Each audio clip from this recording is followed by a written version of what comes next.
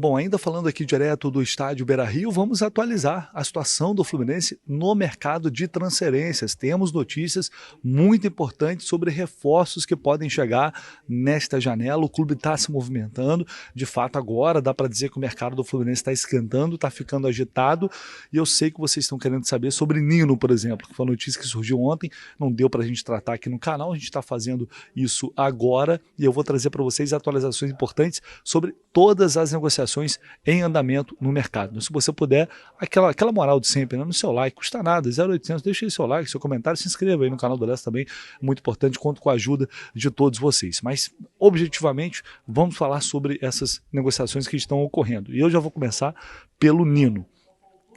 Lessa, o Nino vai voltar para o Fluminense? Eu gostaria de poder responder a vocês com certeza se o Nino vai voltar ou não. Ainda não dá para fazer isso e de antemão já adianto para vocês, é uma negociação muito complexa, porque ele já manifestou, isso é certo, o Nino já manifestou o desejo de voltar para o Brasil e consequentemente para o Fluminense. Eu acho, pelo que eu ouvi e entendi, tem uma questão familiar também envolvida nisso, e não tem a ver com o momento dele no Zenit, porque ele é importantíssimo no Zenit, é titular do time, e por isso o Zenit não quer liberar o jogador. E falou, já falou para o Fluminense, ó, nós não temos intenção nenhuma em liberar o Nino, em negociar o Nino. Isso já chegou para a diretoria do Fluminense. E aí, pô, Lessa, mas aí não faz sentido. Se os caras já falaram que não querem negociar, vai insistir nisso para quê?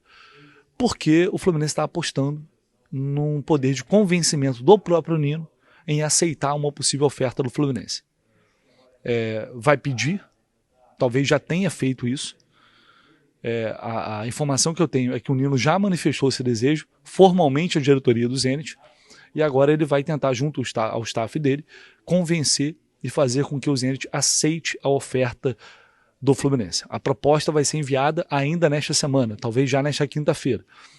Recentemente, o Vasco tentou contratar o Nino a pedido do técnico Fernando Diniz e ofereceu 5 milhões de euros. O valor que o Fluminense vendeu o Nino para o Zenit. E eles responderam afirmando que não tem negócio abaixo de 8 milhões de euros. É muita grana? É muita grana. Está falando de mais de 50 milhões de reais. Porém, o Fluminense vai tentar reduzir esse valor. As duas diretorias, eles têm um bom relacionamento, porque o Zenit já tentou diversas vezes contratar o Ares, aí teve essa venda do Nino, em outros contatos que o Fluminense fez também, Claudinho, por exemplo, enfim, as duas diretorias têm um diálogo aberto ali. E aí, com o apoio do jogador, com essa força do Nino, o Fluminense espera que talvez eles mudem de ideia. Mas, de novo, não se trata de um negócio simples, né? Porque fechar com o jogador é uma coisa e com o Nino seria fácil, porque o Nino com o Mário tem uma relação muito próxima ali, mas com o clube russo é outra parada e eles são muito duros nesse tipo de negociação. Então vamos esperar, a proposta vai ser enviada, vamos ver se o Nino vai conseguir ou não voltar neste momento. Mas já é muito bom saber que se ele voltar para o Brasil, o Fluminense está atento e ele vai dar preferência ao Fluminense. E é o que eu esperava do Nino, para mim é um ídolo, meu jogador preferido de todos, isso é muito particular de cada um, de todos os campeões ali da Libertadores. Quero muito ver, imagina uma zaga com Nino e Thiago Silva, pelo amor de Deus, cara. Nossa, só de pensar nisso, seria um sonho. Vamos torcer para que tudo isso possa acontecer, por mais difícil que seja.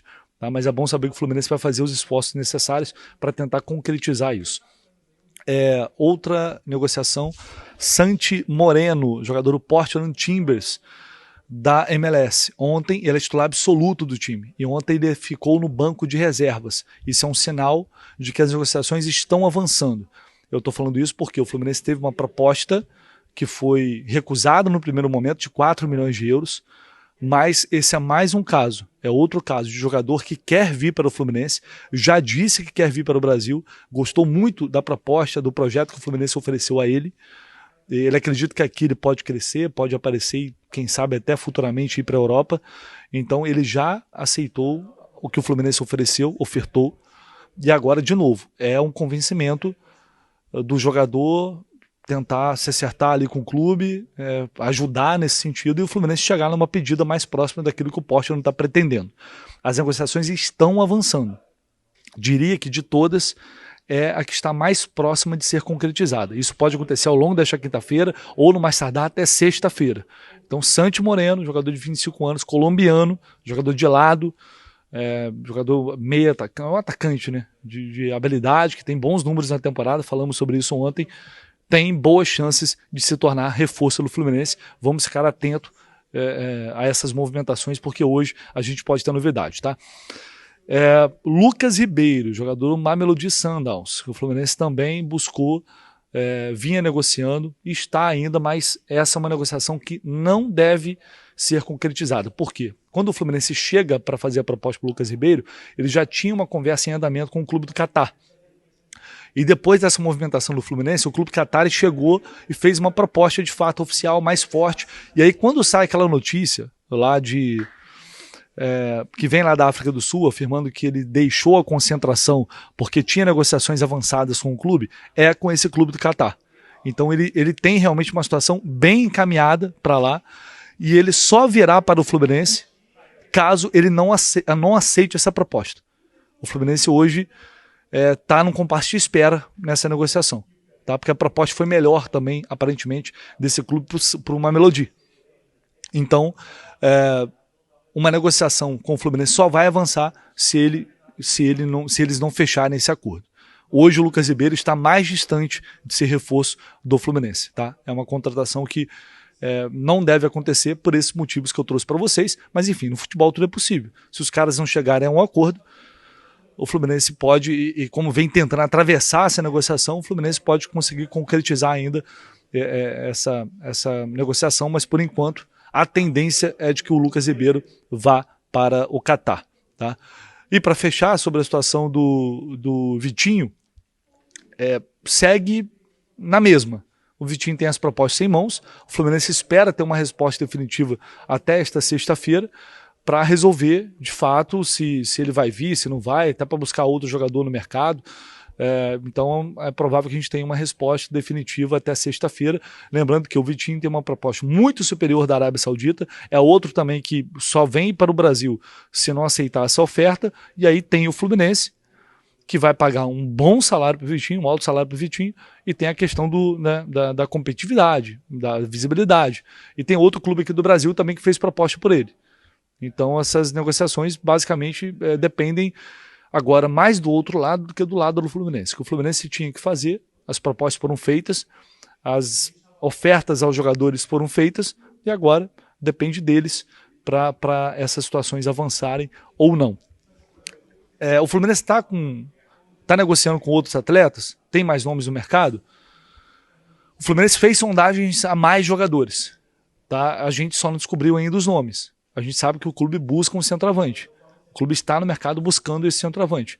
Não sei se já tem uma negociação em andamento. Talvez tenha. É aquilo, nem sempre a gente fica sabendo rápido.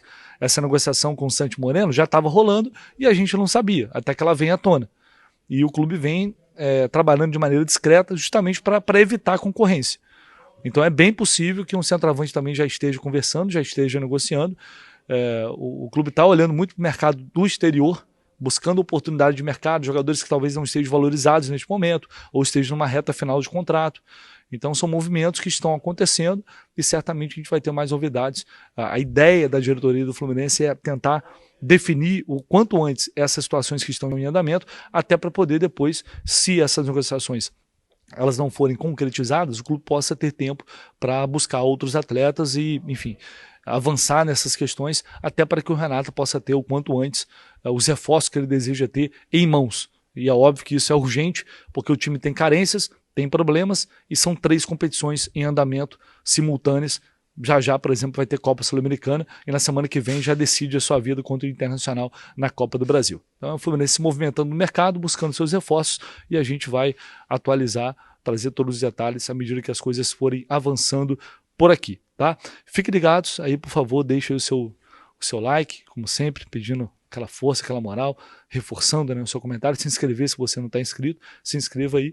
A gente volta com mais informações e mais atualizações. O Fluminense já voltou direto, né? Já está no Rio de Janeiro.